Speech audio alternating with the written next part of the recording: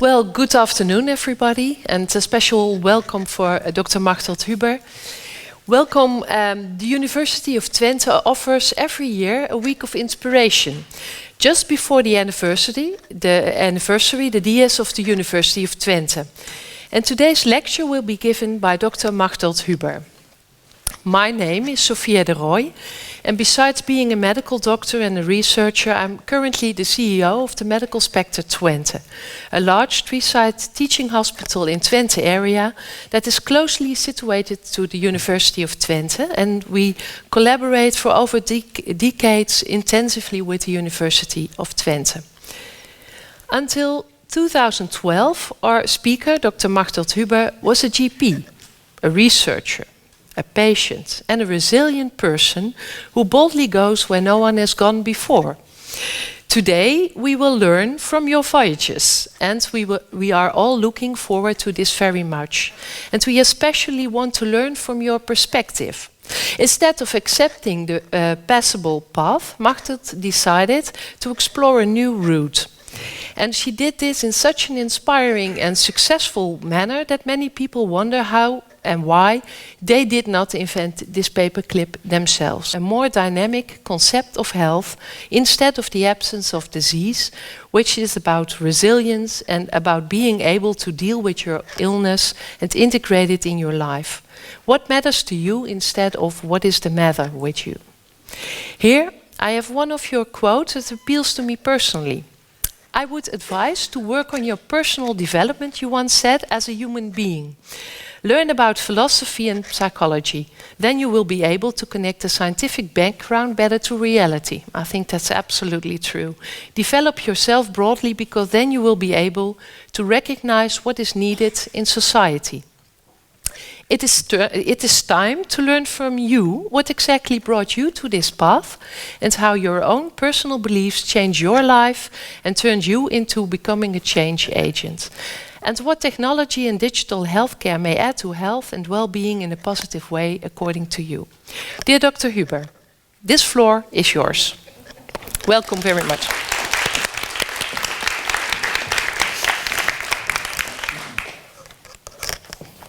Well, Sophia, thank you very much for these words. Now I really have to bring something. And thank you for your interest to come to listen and maybe discuss together a matter. Is health a matter of definition? I was announced by that, and I decided really to take you in this discussion what a definition can influence and change. I must say my work did not change the WHO definition yet. So well, we'll see. We'll see.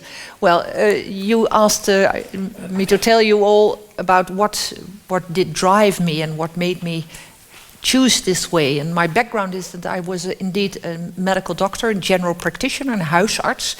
My background is I was a general practitioner. As a young doctor, I became ill, and with my first illness, I was 30 years of age. It was quite severe, and I experienced that my medical knowledge I knew what I had, but being a patient was much, much broader. And I was surprised that during my studies, I had never heard about really this being a patient, although, of course, we had met a lot of patients. But okay, I was surprised, but then after I was back to work, and then I became ill again, and this happened 2, 3, 4 times. Altogether, between 30 and 35, I was ill, seriously ill, 4 times with different diseases. And from my second disease, I decided to be my own research project and to study on myself what being a patient was about, and if between different diseases the things that I could do myself were different or the same. So although it were very, very difficult years and very heavy, for me it were the most, I say educative, the years I learned most, really. And finally my conclusion was around 35, I was kind of ill-healed. I decided I can go back into general practice, which I loved very much, or I can do something with my experiences, because my conclusion was we should broaden healthcare much more than we do now. You can really win so much quality of life for patients, but also really enhance, raise real health. Dus gezondheid echt versterken. And I decided I wanted to go that path because that gave some purpose to my own experiences. So then they would have made sense. So I decided to go and try to broaden healthcare. And I was 35 and, well, a young GP and woman. And how do you change healthcare? Because healthcare is huge. And I decided at least it should become science. Otherwise, it won't be accepted in the medical world. So I became a researcher. And besides that, I did, when possible, I remained to work a little bit with people because I liked that so much. But I worked with really damaged people. I worked with drug addicts and later with people with war traumas because I wanted to know if people who were, in my opinion, really damaged, how far can you get to really heal them and make them whole again or healthy. And I'm very convinced by that very much is possible if you know how. So that is my own background. And I worked for 29 years as a researcher, and at the age of 63, I did a PhD, more or less out of frustration, but anyway, I did a PhD about all my work for nearly 30 years. And I came in a big Dutch newspaper with a page and a story, and suddenly everybody said, oh, this is what we want. So 29 years in silence, and then suddenly before retirement, it broke through. So I'm now quite retired, but as long as you stay active, you remain very healthy. I'm going to take you along with the last 10 years of my work, which the last 10 years were about the definition of health and what is health really. Before that, I did a lot of research on nutrition and resilience. Resilience, veerkracht is really my theme. First, a statement. You think there are probably some people who work in healthcare, but I pose that you really work in disease care and not in healthcare. Because of this picture. This is a picture of an insurance company. A director who said goodbye made this picture, and I got it from him. And the left triangle shows how the money in healthcare or disease care is so divided. And you see on the top, you see a huge part, and in Holland that's about 80 or 90 billion euros, depending on how much you put it, but anyway, a lot of money. And very much is going to this mental health care, hospital, and long-term care. So an enormous amount of money. Much less is going to integrated first line, that is the general practitioner, the huisartsenzorg, with a physiotherapist, a dietitian, etc. And at the top you see what we spend in percentage on prevention, really trying to prevent disease. And a few years ago it was still 4%, and at the moment our state secretary said it's 2.5% of all this money we spend on prevention. Although we know that many of these chronic diseases that we have nowadays depend very much on lifestyle. And at least the scientists are convinced about 50% of the chronic diseases, and several say that it's probably more, 70 or maybe even 90%. But why is this? Because we have one big value in Holland, that everybody is free to live as you want. And we don't want to be betutteld, like we say in good Dutch. So we have this philosophy, you live like you want to be, and if you get ill, we treat you very well. And I fully support it, we treat people very well. Our healthcare is a very high level. But if we continue like this will go bankrupt, and all the families will pay 50% of their household budget just to the insurance company if we continue like this. So we are, according to this insurance company, we're going to a trend, really a turnaround of the spending of the budget. Well, this is quite radical, because I never think that this top will be this small. But the tendency is there that the integrated first line is going is already enlarging. But the big shift, the biggest change is that this little part here should become the basis of our thinking, and that we really prevent all these chronic diseases as far as we can. But we need to learn to think in a different way. And my interest, since my own diseases, is in this pink part. I call that real health. And we need perspectives on that. And I want to show 3 perspectives. One are the blue zones in the world. I don't know if you've ever heard about that, but there are areas all over the world. So in Japan, in the middle of the Mediterranean, middle and western of the United States, Middle America. So these people have different genes, but they get very, very old, even over 100 years of age. Well, okay, they die. But they die in a good way, usually. But they get very old without chronic diseases and without mental retardation. So we all fear, or maybe the young ones not yet, but the older people fear that they will get dementia. Please not. These people show that it is possible in a way to really get old very healthy. And the interesting thing is, what are the lifestyle factors which contribute to this? And before I go into that, I just take away the mysticism why these are called blue zones. People think it's because these areas are connected near the sea or so. No, the explanation behind the name is that the researchers had a big world map and a blue felt tip pen. So because the felt tip pen was blue, it's called the blue zones, and that's all about the mysticism of that. But the interesting thing is they look at all the lifestyle factors that all these areas have in common. And there are more, but I want to discuss the 4 most important ones which stand at the bottom. First of all, these people have a similar nutrition in the way that they eat freshly prepared food. They don't eat this supermarket food which is processed and added and enhanced and better and They cook fresh food. Usually, very often, they have their own gardens where they take the plants, the vegetables from. Anyway, they eat freshly prepared. They eat mainly vegetable foods, a little bit of dairy, fish, and meat.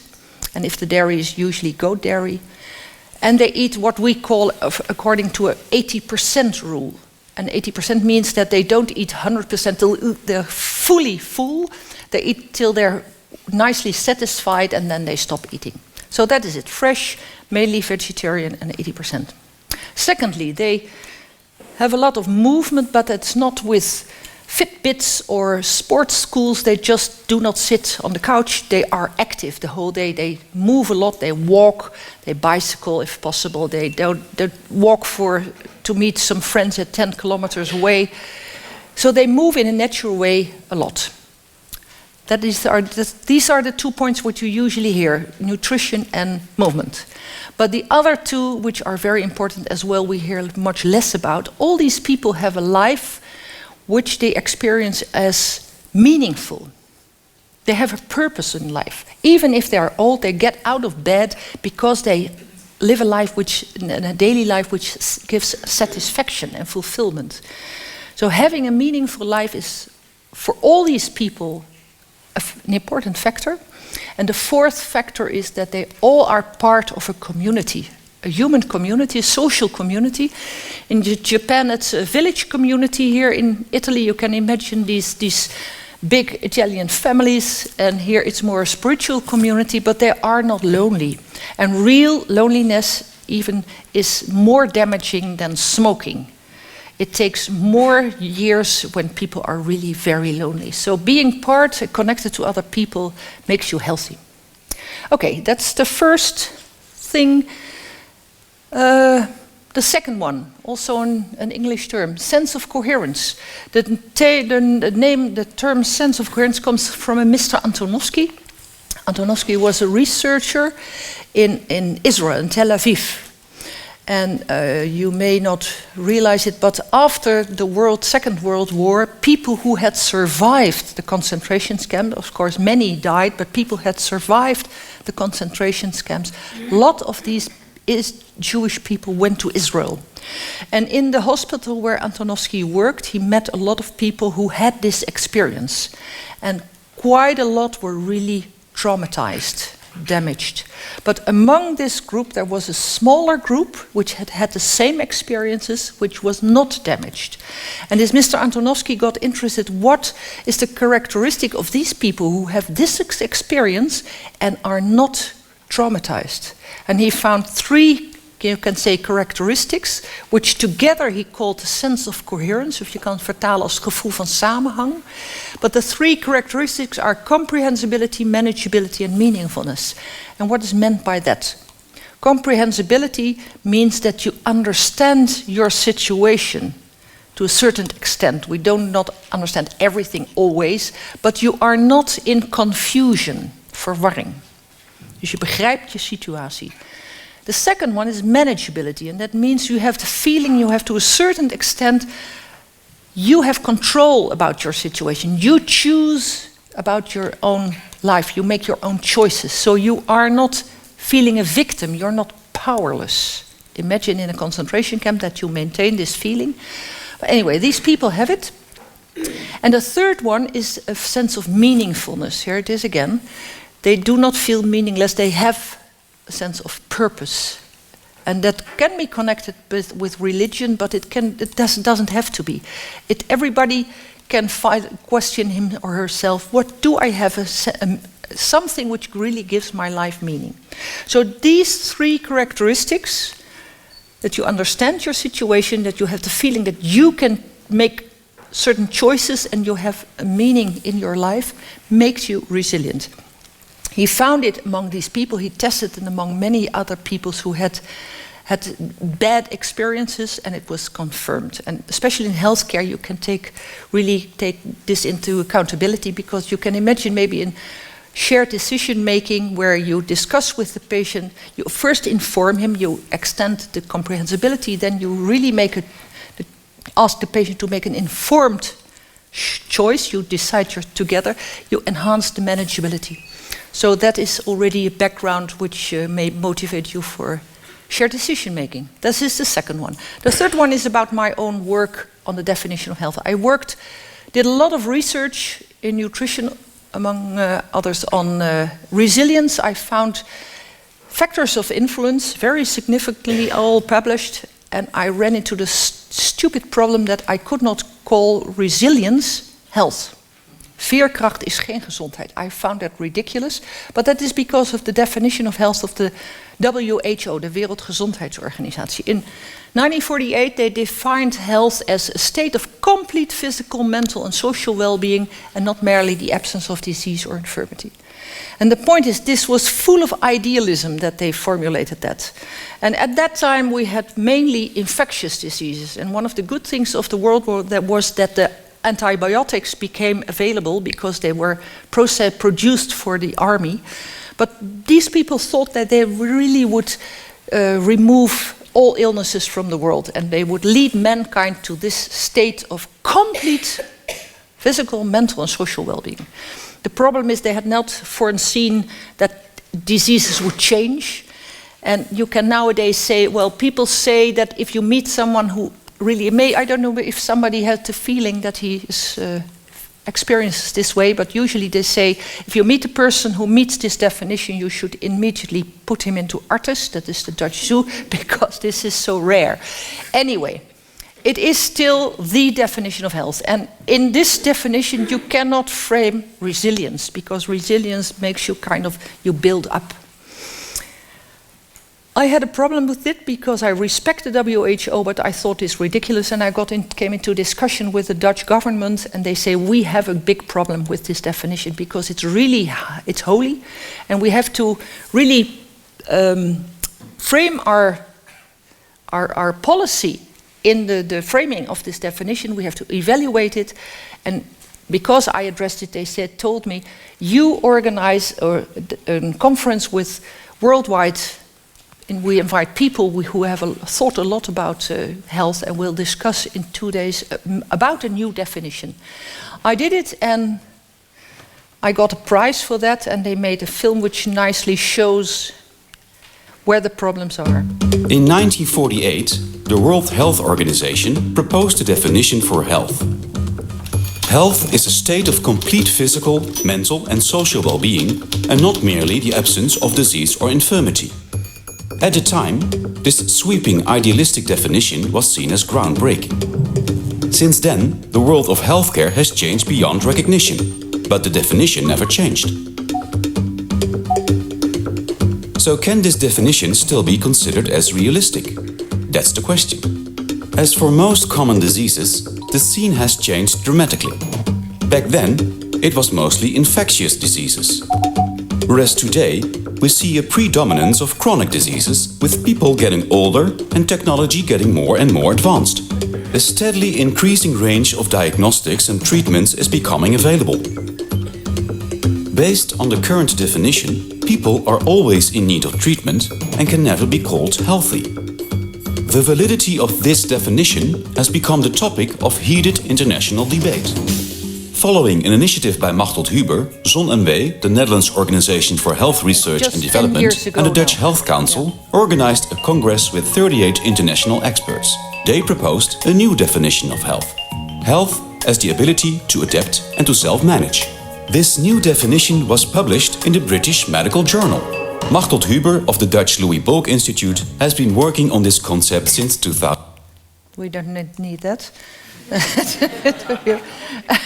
It's funny, I've never seen, there's a mistake in this film where this man says, we propose a new definition. The Congress was organized to formulate a new definition, but during this conference there was a sociologist who was quite famous in the Netherlands, Paul Schnabel. He's a sociologist, and he said, don't call it a definition, because if you make a definition, that's why it says it's a matter of definition, a definition gives a demarcation. It says, these are healthy and those are not healthy. And that's the problem also with the WHO definition. That is why you can say that hardly everybody, nearly everybody you cannot call healthy. Hardly anyone is healthy. But what we wanted is a kind of direction to work in. And he said, if you call it a general concept, so not a definition, but a general concept, that is a characterization. And this is what we wanted. We wanted to formulate a characterization as a direction to work in. Health as the ability to adapt and self-manage in the face of social, physical, and emotional challenges. So we did choose the same domains as the WHO definition, physically, mentally, and socially, but not this unreachable state of complete well-being, but as challenges of life. You're always, all the time coming into new situations, and can you learn to find an answer and relate to that? Our immune system does it the whole way. We are in a continuous, you can say, conversation with the world around us. We get bacteria and viruses, we don't experience this, but our body makes an answer in our immune system. And this conversation of meeting new situations and formulating an answer, that is what we called health. And we added to self-manage, that means you formulate your own personal, your answer. It's not the answer, but your answer, so you remain in control. That is the background and how we started, and it was very nice surprise to get on the front page of the BMJ, the British Medical Journal. Many people say this is positive health. We did not call this positive health. This whole term was not occurring at all. I still say this is not possible. Everybody says, but people say this is the new definition. I say no, it's a concept. And in the second part, the follow-up study, there we reached the term positive health, and I'll tell you about it. Because this first concept was there. Then I got also from The Hague, from ours, a question to evaluate the support for this concept in healthcare and trying to work towards operationalization. And they told me that I should search several groups. I spoke to many patient groups in focus groups. I had, I think, 10 different diseases, physical and mental diseases. I spoke to healthcare professionals, which were medical specialists of different kinds. They were general practitioners, they were physiotherapists and nurses. Policymakers, health insurances, some people, public health professionals, in Nederlands de GGD'en, citizens, so very older, elderly people who had not a specific disease, youngers and researchers. Altogether, I spoke to 140 people, either individually or in focus groups, and I always at the time asked them the same question. You call that a qualitative study. So I had conversations. And what came out, we put into a questionnaire, and we checked in a quantitative study later. Okay, I'm going to take you along. I always asked the same questions. I had interviews. I asked, what do you consider positive and negative about our new concept of health? The second question was, what are to you indicators of health? Where do you look at if you want to evaluate if someone is healthy? And the third question was, do your indicators and our concept match? So this is considered very free. Here we go. What do you consider positive? I was impressed how many people were very enthusiastic about our new description of health. And they said, because the focus is on the whole person and not on the disease. Patients said, I feel addressed in my strength and not in my weakness. This is not about what I cannot do, but this is about what I can do still. I have, beside my diagnosis, I have a lot of healthiness, and that is now being addressed. And it emphasized the potential. That means you can enhance it, you can versterken. So this really, was embraced very widely. The second question was, what is negative? And some people said, what about disease? Do you treat disease? Because disease is not in your concept. And of course, we never mean not to treat disease. We please treat the disease, but see the whole person. That is the way we look at it. Very recognizable is the question, is everybody capable of this? And of course not, but you don't have to. The idea is that you help people to meet where they are and help them enhance, strengthen this capability. And the third one, how about the social environment? Of course you don't leave people alone. But at the time we proposed this concept, people said, this is a very neoliberal concept. You can send people home and say, this is your own responsibility. And since then I say, self-management. Self-management is, I say it in Dutch, self-management is niet zoek het zelf maar uit management. So of course you guide people to and keep them company. Okay, very much positive reactions, a few of these you can say warnings which you really can meet. But the interesting thing was that several people gave me an advice spontaneously, and they said, now you're working on health, don't make health the new aim, because then you get a kind of health industry. They said, make it a means to a meaningful life. Here came the meaningfulness. It came from the people towards me. They say, the medical science is on such a high level, now we need to speak about betekenisvol leven in Dutch. Meaning help people to find a purpose in life. That's now the time we should go for that. I heard it so many times that I included it in what I developed further, that I come back to that. My second question was about the indicators of health, and when I had spoken to 140 people, I came home with 556 indicators of health. People were very talkative. I had lots and lots and lots and lots of words. So what do you do then? Then you organized, and we had different methods to do this, and finally, with another research institute even, we categorized it into 6 main dimensions of health with underlying aspects. And when we had formulated that, only a handful of words we had not grouped in this. And these are the 6 dimensions of health: the bodily functions, the mental functions and perception. At the time we called it first spiritual, to then spiritual existential dimension. Now we call it meaningfulness, because doctors do not like that word very much, so that's better to speak about meaning. Quality of life, this is a factor which many patients mentioned. Other scientists have problems with that. They said that's not part of health, but all the patients came with parts of quality, so being happy and enjoy life and things like that, they're included. Social and societal participation and daily functioning. So these were the 6 dimensions. I'm not going to but these were the original terms what we had put below. These are you can say, the medical facts. This is the psychological idea, and this is more about really meaning. Quality of life, you feel happiness, enjoyment, perceived health, flourishing, etc. Social participation, the word says it's about the social connection and daily functioning. Can you take care of your own life? Okay, these were, you can say, the indicators. My third question was, do your indicators connect to our concept?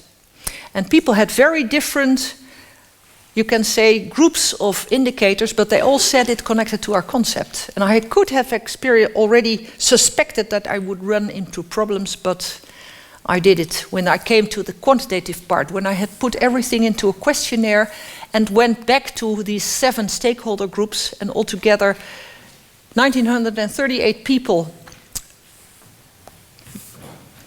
contributed to this study, and you see very good groups, only the insurers at the bottom were not very motivated. Now they are motivated, but for the rest these groups are very relevant.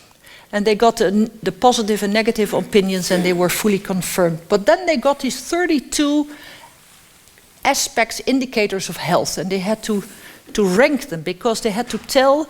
Here you see the main dimensions, the bodily functions, the mental functions, here the spiritual, existential, we call it already, quality of life, social and societal participation and daily functioning. They had to rank all these 32, which are behind here, on a scale of 1 to 9, and say, do you consider having social, communicative abilities, or do you have meaningfulness? Do you connect that to health? On a scale of 1 to 9, they had to group that. And this came out. The colored lines are the stakeholder groups. And this picture was the clue to how it went further, how it continued. Because, first of all, you see with the bodily function, you can see the more medical terms, biomedical terms. Everybody agreed that these are connected to health. But about the other concepts, people differed very strongly in opinion, and these differences are very significant. So, confusion. And if you take the outer parts, the green line, which curves a little bit, has a very broad perspective on health. They consider nearly all the words, the 32 words, just as important in health. The bottom line, the purple one, is the highest in the physical thing, bodily functions, and does not come that high. More or less they look in a narrow way. The top one are the patients, and these are the policy makers. So it became already interesting. And in between that are all the others. And I want to point at this one, the blue one, are the healthcare providers. And if I go into that, you see this. Here the patients are purple, and these are split up. Here the green line, which is near the patient's opinion, only here it diverges, are the nurses. So they think very strongly the same as the patients. The beige one are the physiotherapists, and the blue ones are the doctors. And when I tell this, I show this to general practitioners, to huisartsen, they say, oh, you probably just asked specialists. No. We had 50% general practitioners and 50% specialists, medical specialists, and they had just the same opinion. And then people say, well, the differences are not that big. I can say, well, these are significant differences. And usually the doctors say, the trend is the same, so we are not so different from the patients. But then it's quite shocking if I show this part. And here we have the educational levels of all our participants. And you see many lines very close together. And this one are people with a university education. So, when you are in a university, there's something happens with you that you might think a little bit different from other people. So be careful. And develop yourself. Good. The meaning, the most important thing is this one. I asked everybody, okay, answer the questionnaire from the group where you're part of, but I also asked, did you experience illness yourself? And here the green group has no experience with health, and the blue group has. And you see on the bodily function, nothing changed. But on all the other dimensions, their opinion changed, and you can say they got a broader look upon health. So far the pictures. I had a problem because everybody liked the new concept, but in the operationalizations the opinions are completely opposite.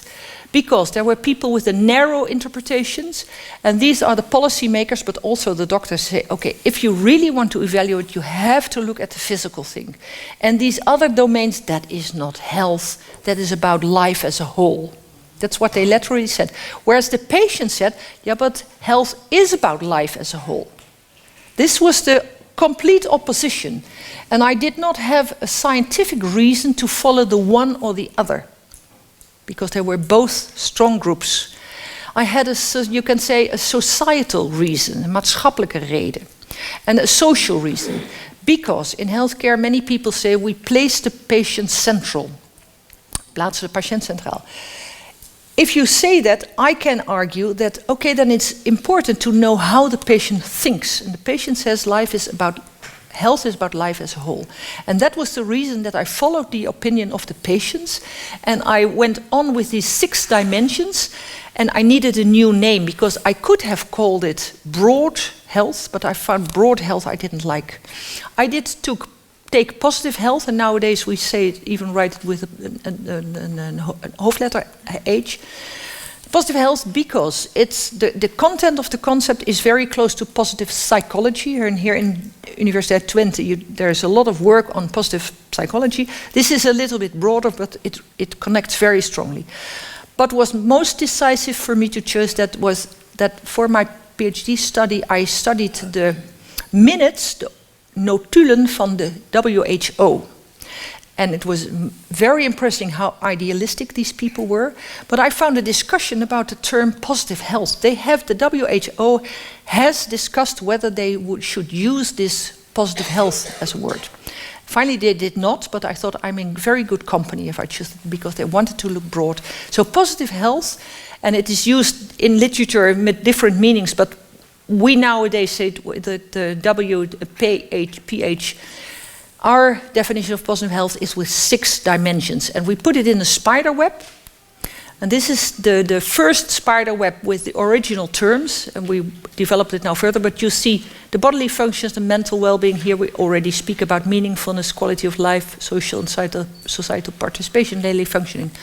The clue about this spider web that it has numbers along the axis, and we took the numbers of the Dutch rapportcijfer. Everybody Dutch person knows the 1 to 10, what you get in the grades in school.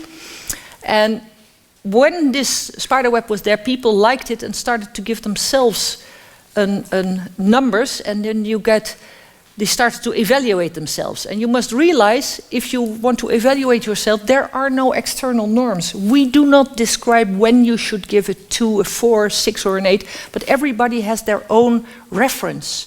And by giving yourself a number, you start to think, how high do I score this? It is a purely personal evaluation of the situation. It's self-reported health. Then you connect these scores and you get a health service, and then we ask, would you like to change something? You must realize that in healthcare, many people will say, they first look at where the lowest scores are, and they say, that it needs to be increased. But people had told me it should be about meaningful life. So I'm not going to say what a person needs to do. I ask, what is important to you? What would you like to change? Would you like to change something? And then if a person wants to change something, we support them with actions.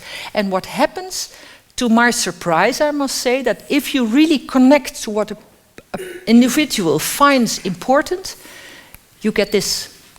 If they really get into action and start to work on something which they like themselves, which has value for themselves, you see the scores in all the domains raise. I must say this is a bit too positive, but it's about to impress you, to show you that it gives a sense of well-being if a person is active with something which he likes very much. And this is also published. I'll tell you how it's since then elaborated, verder uitgewerkt in Nederland. I did my PhD study, like I said, I was in a newspaper, and suddenly the insurers got very interested, and they say, please make this into a measurement instrument. And to make something into a measurement instrument, that is really scientific work, very, very complex.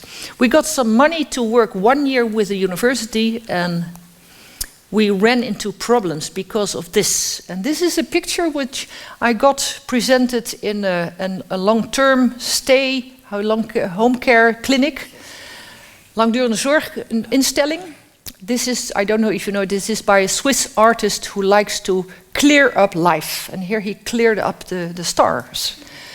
But they showed this to me and they said, kijk, our people here, our patients who live here, experience themselves like this. But this is how science makes what science makes of this. And then our personnel comes with questionnaires like this, and they start to score to get to know the person. And then the patient says, but this is not about me, this is about me. But I do not feel recognized by that. And they said, we do not want these questionnaires anymore. Please, your spider web connects to how people experience themselves. And please take care that you do not run into this. Well, I can tell you this university proposed 320 questions, and they still were confused. It should be more even. I realized no one will answer 320 questions and thinking that you really have measured something. So we decided we ran out of money, and we decided to, for the moment, to stop this process. But we took a step forward where we developed it more into a dialogue tool. We put in more simple terminology, dus eenvoudiger woorden, because the first words were quite complicated, cognitive functioning and so.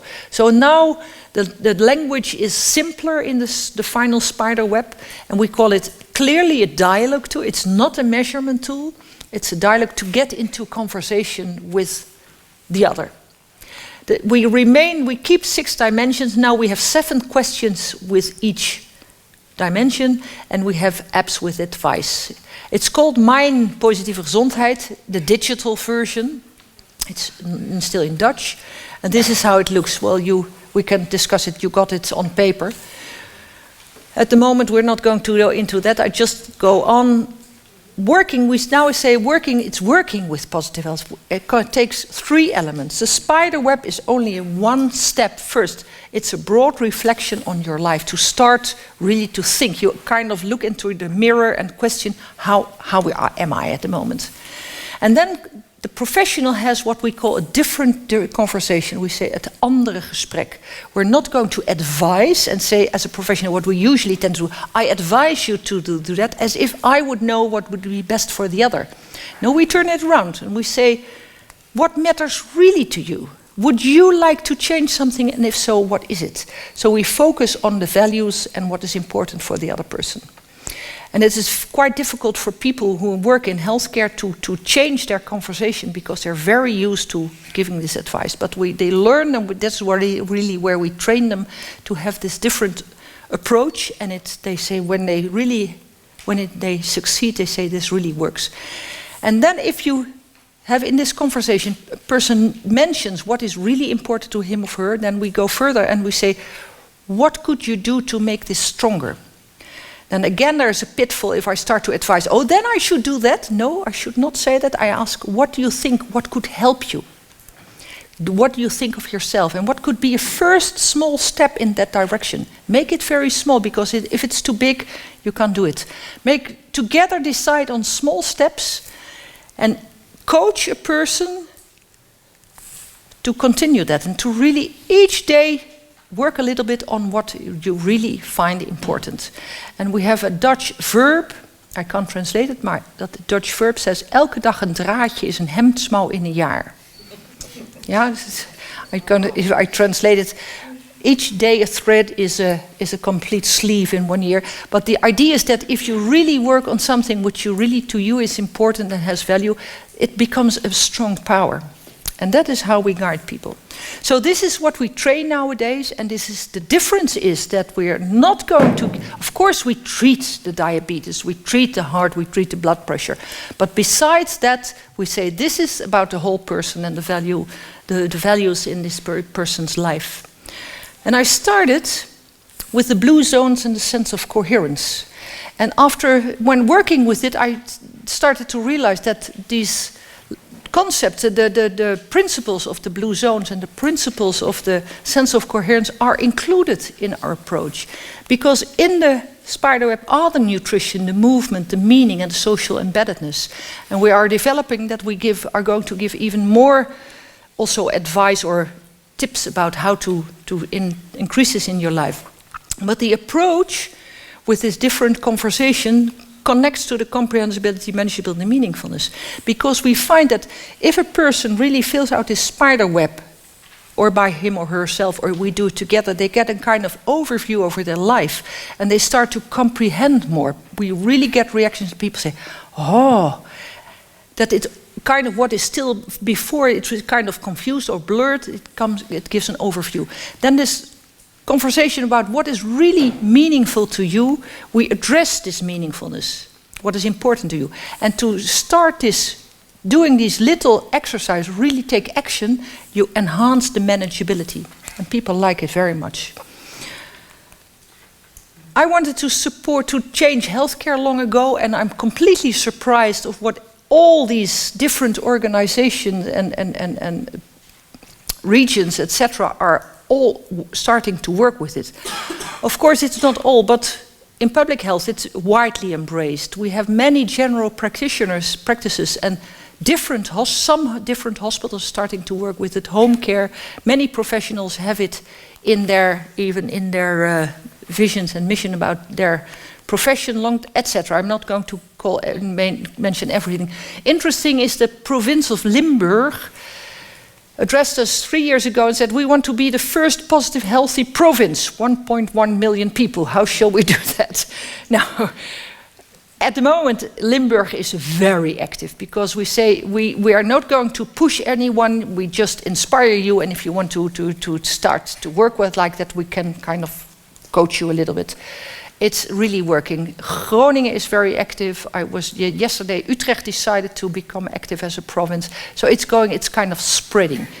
And why do people like it? Because at the bottom it says, they experience this works integrated, because we have the healthcare domain and the social domain and the daily living domain, and this approach connects the disciplines. You can only work with it if you really work interdisciplinary with different, because you should not have the overtuiging to think that you can manage or know about all these domains.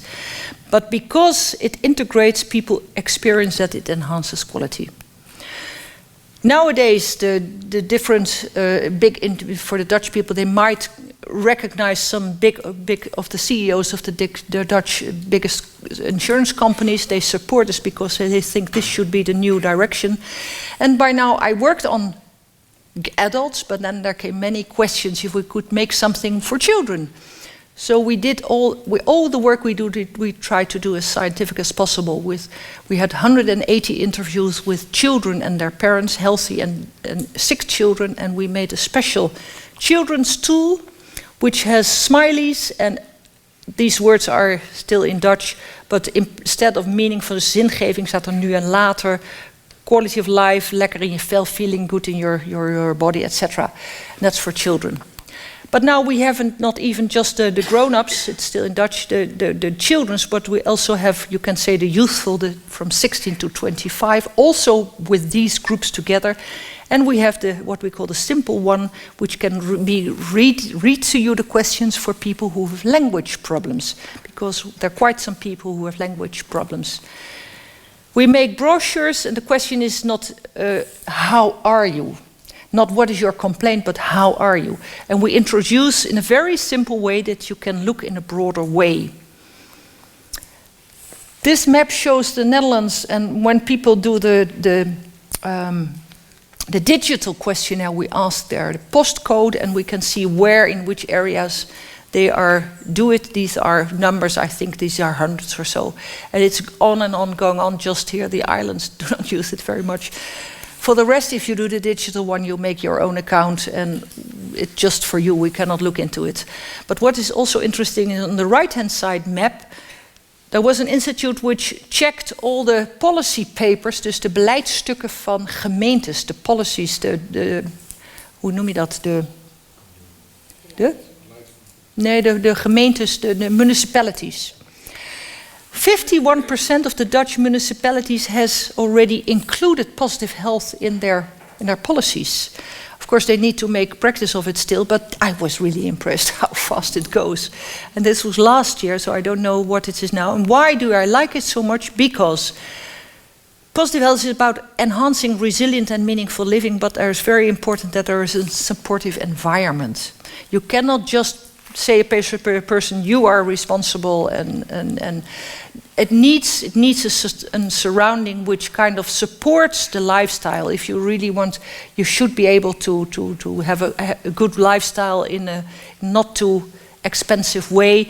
Is there a social community which supports the people? Is there a local economy where people really can find work, that they really can earn their money? All these things are very important, and the wonderful thing is that these municipalities are now saying, asking us, please think with us, and we also make denk tanks. How can they support this? So it's not just the individual who's seeking his own purpose, but the surrounding is also more addressing this. Well, this is what positive health is, and it's you can see what a definition or a concept may change. And the interesting thing is, it's already a concept, an expert product. I got a booklet, a complete booklet in Japanese with all my graphs in it, with a tulip, and it says Nederland positive gezondheid, and there's a logo already. And 2 days ago I got the 8th Japanese delegation, and I trained in Japan, and we train Iceland, and so anyway, it's very funny. So I just want to say, and that's the clue. No, this is the take-home message.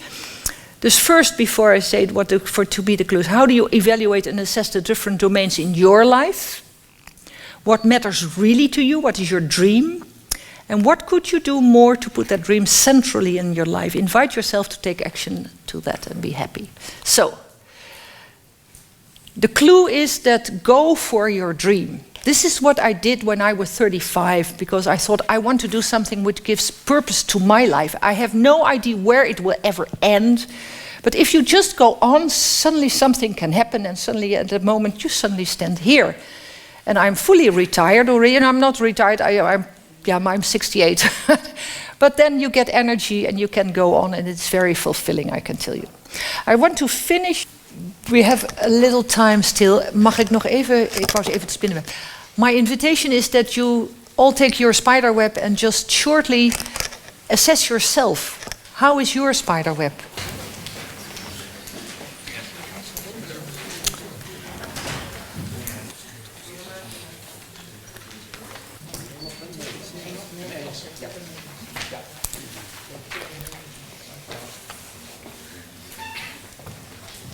And if you have your health service, ask yourself, do you have an idea how you could, is there a wish to enlarge it, and on which point would you be very happy if you would get a higher score? Not what you think you have to do, you need what you moet, but what would you like to enhance, to make better? What kind of small action could you think of to make it better? And it needs to be a small action, a daily action you could do every day, which could finally, like I said, elke dag een draadje is een hemdsmijn in haar, would build up to power. Realize what your dream is and go for it, and you will reach the stars. Now, if you couldn't finish it, take a closer look at home. We have still some time for some discussion. Sophia. Okay. Well, Machteld, thank you very much for this inspiring, integrated and interactive lecture. And I do think there are some questions after everyone discussed his web of inspiration. Yeah. Is there someone who would like to ask a question? Then there is a microphone. Here. Oh, here. Oh, sorry. Yeah. Dames eerst.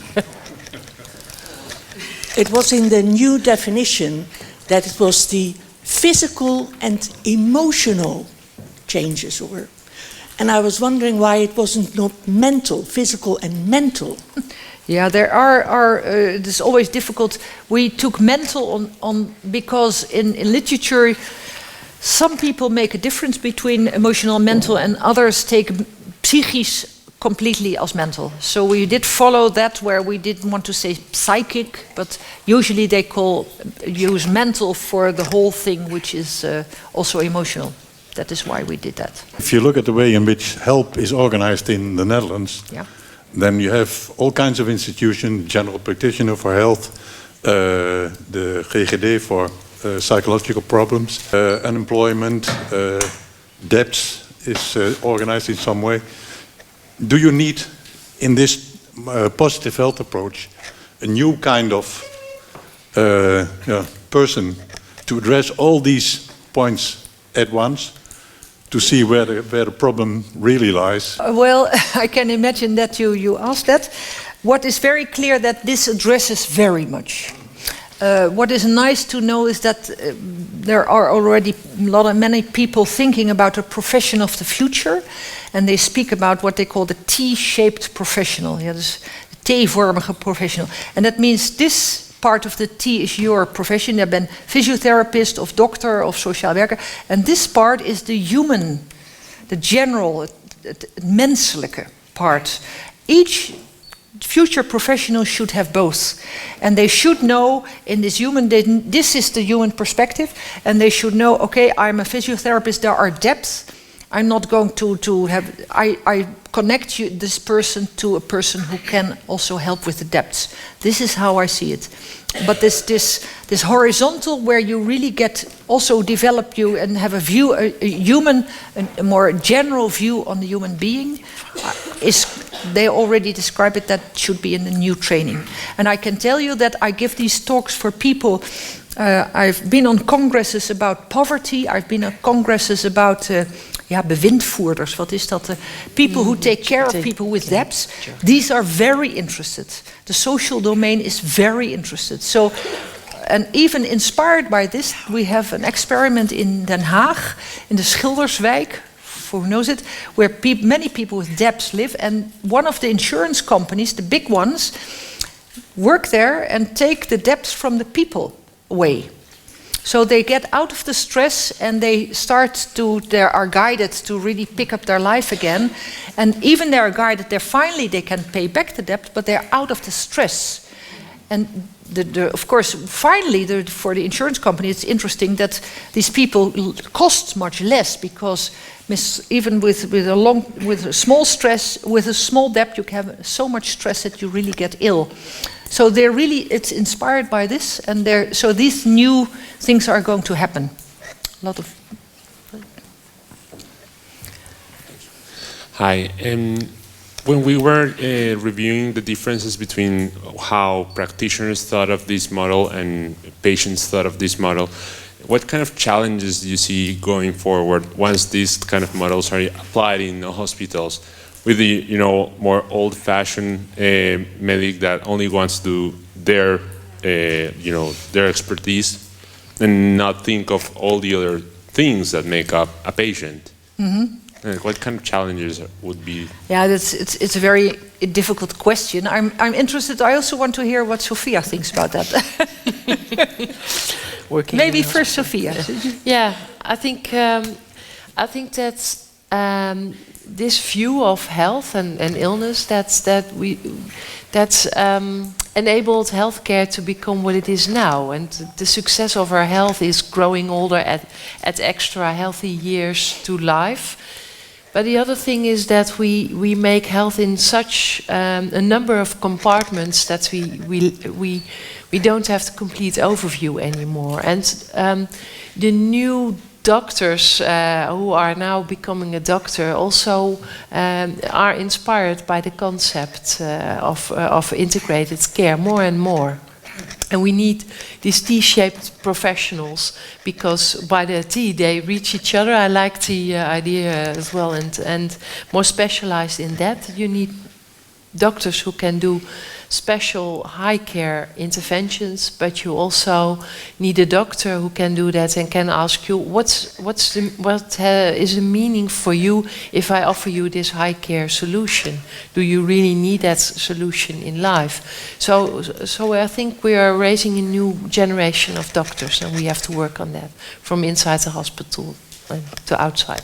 So that's a long answer to your question. But that takes some years, because the point is you cannot force people to think this way. No. We are all, as doctors, trained to look very biomedical. And you see here and there people starting to recognize it, and they are you can say the ambassadors who start to work in a new way. And that takes time before everybody has this change of mind and change of paradigm.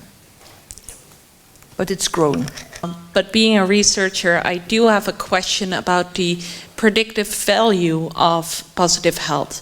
So I understand from your talk that an absolute value of positive health is meaningless to classify. But are there within-person trials going on to see what happens when people see this expanse in the health service? What does that mean for their daily life activities, for their longevity, things like that? Not yet. Maybe you could start one? No. At the moment, there are the studies that run are really exploring how this process goes in the Netherlands. Which organizations are working in it? Why? What are the problems? The problems they meet? What needs to be changed? And they do that over and at the same time we're looking and working still again on a measurement tool to really evaluate what it brings in gain of health, gain of quality of life, maybe reduction of cost, etc. And not yet into the depth in person. And I can imagine that the positive psychology department here could really very well study that. Yeah. Okay, there were some questions over here. Yeah. Well, you mentioned that a lot of places are very enthusiastic about this, but what kind of changes do they make to implement it in healthcare? Well,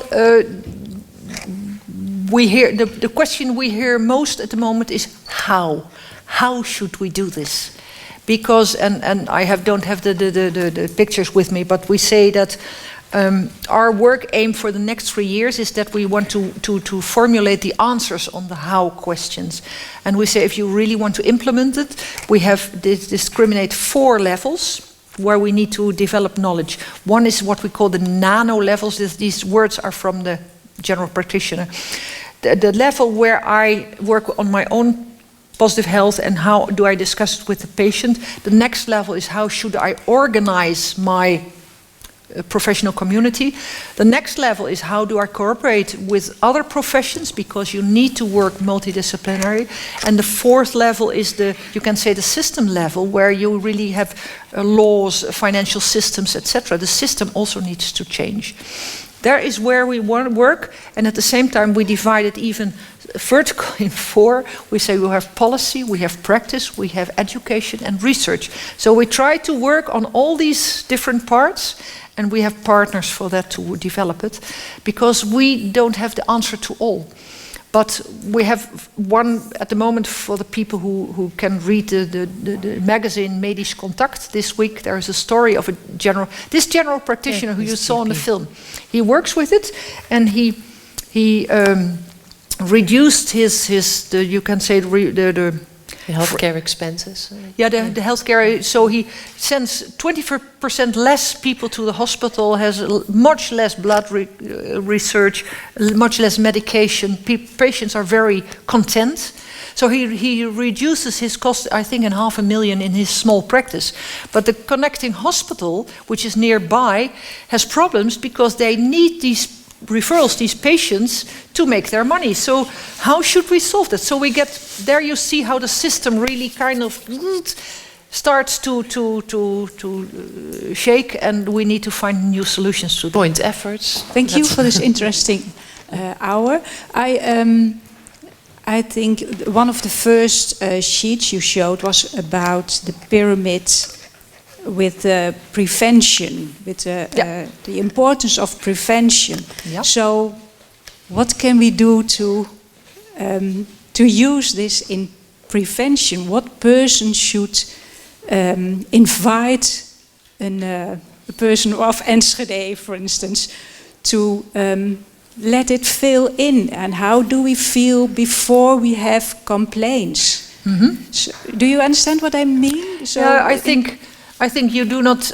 Everybody who likes this can take it home and ask your partner already, or ask to start to speak with about it. Address your general practitioner or there's a big physiotherapist practice. I think a group of physiotherapists here in Enschede who works with it.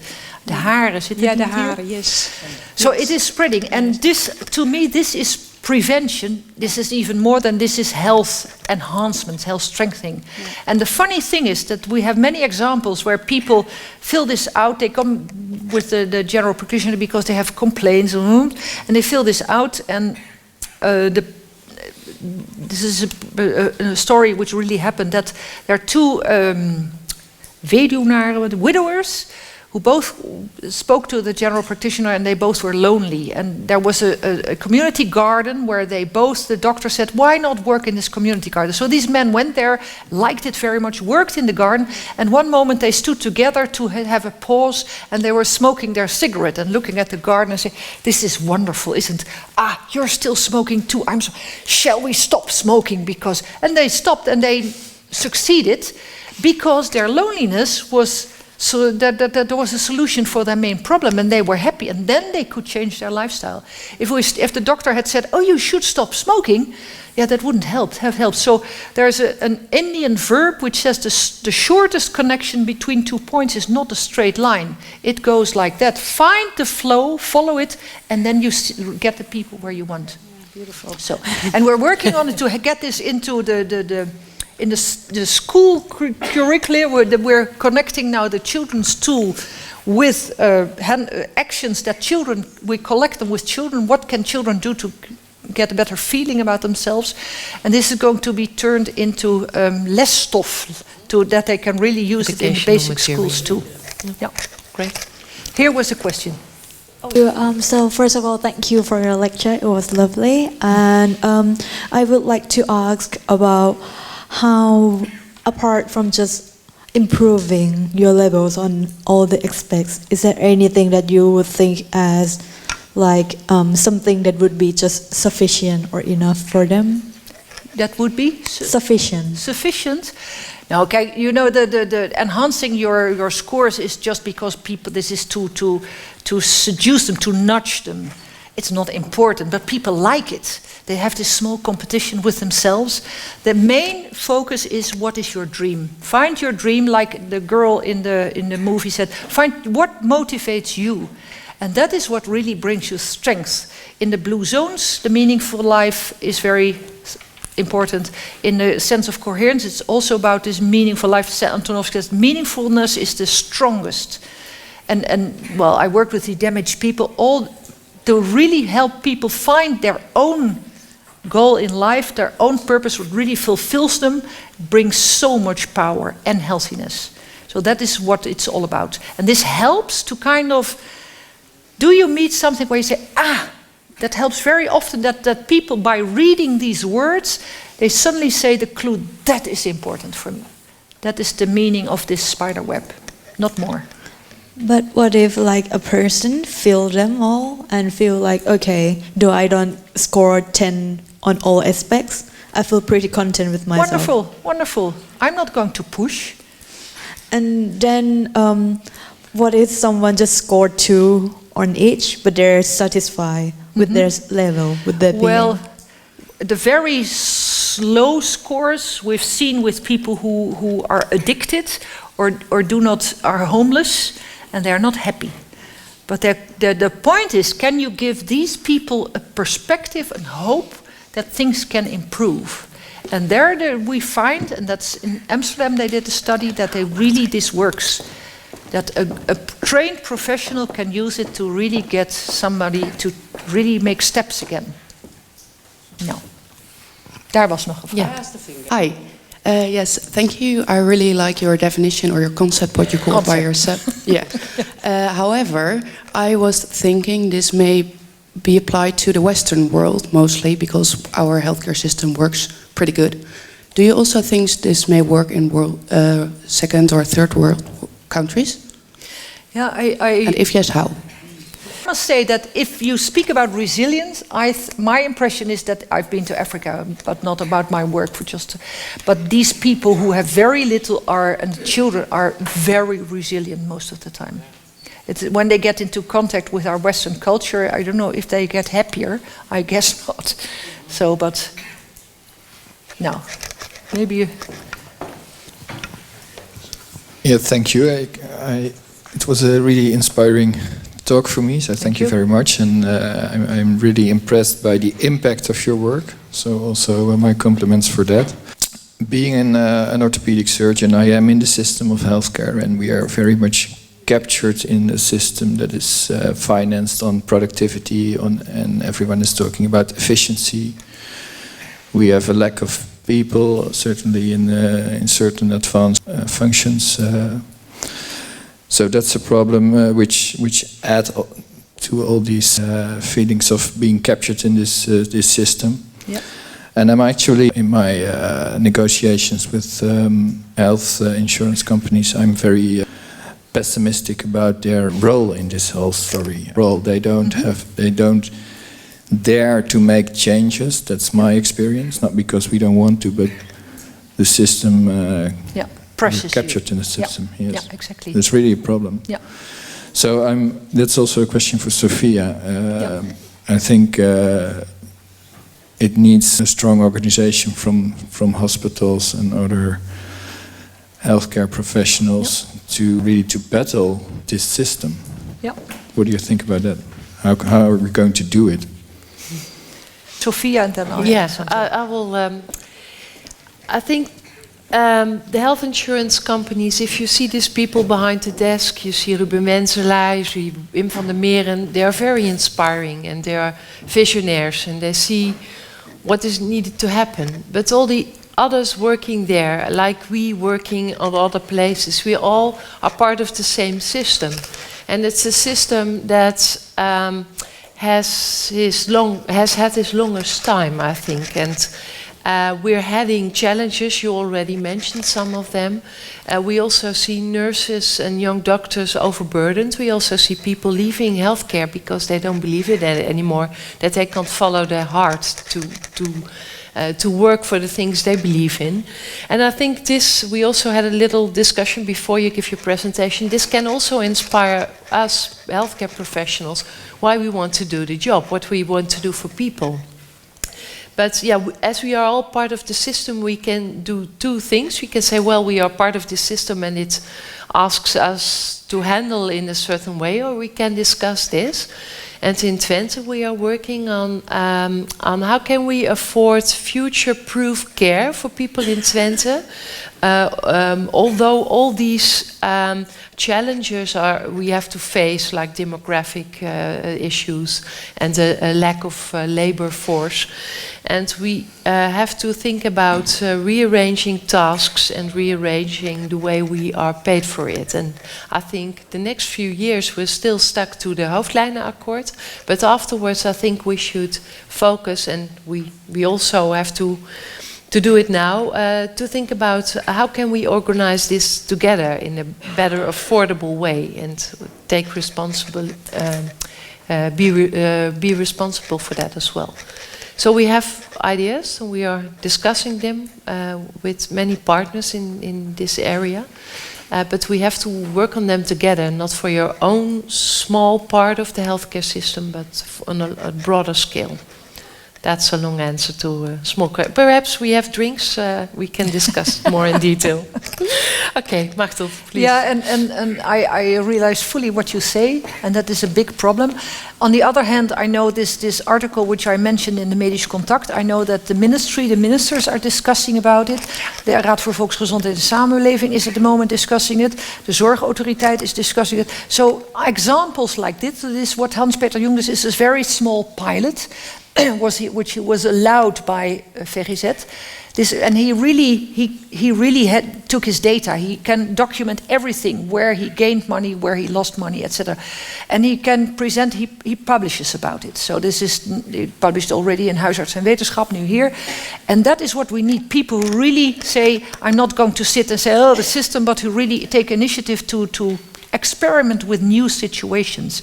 And of course, you know, Bernhagen is a hospital where people are not working for themselves, but they are employed by the hospital. I was part of a journey into Finland where all healthcare and social workers are paid by the government. They do not work for their own money, but they work for quality. So I think we need changes like that.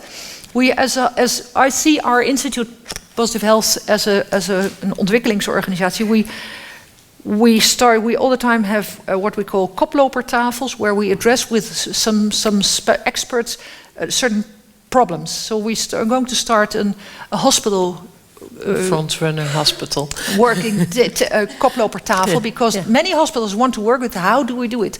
We're also going to start an insurance company koplopertafel, where the insurance company people say, well, we know solutions how to pay this. We do not want a stelselwijziging. We say, okay, you come, we start to say, we're going to document how you can pay it. And on my back, I think, okay, we have we get somewhere. Then we're going to discuss the stelselwijziging, because the system needs to change. But we need people who take the initiative to think about new forms, and start to ask to do a pilot. And my opinion is that insurance companies really like pilots like that. Not to change the whole system, but first experiment, is this the good way, is that the good way, how should we do it? But we should be aware to introduce a new illness like pilotitis in the Netherlands. It's really a disease that's hard to erase. No, that's true, but we find that if you notice what an impact is, I'm fully surprised by the success we have, but it is a power which really takes, if you connect to that, you can make it stronger. And it really starts, I always say, the wall in Berlin finally fell because enough people had a new way of thinking. Well, this is why I would like to change the system. But I liked your map. It showed that we all connecting the dots in the Netherlands more and more. But first, I want to have a big applause for Machteld Huber. A large applause. Thank you. Yeah.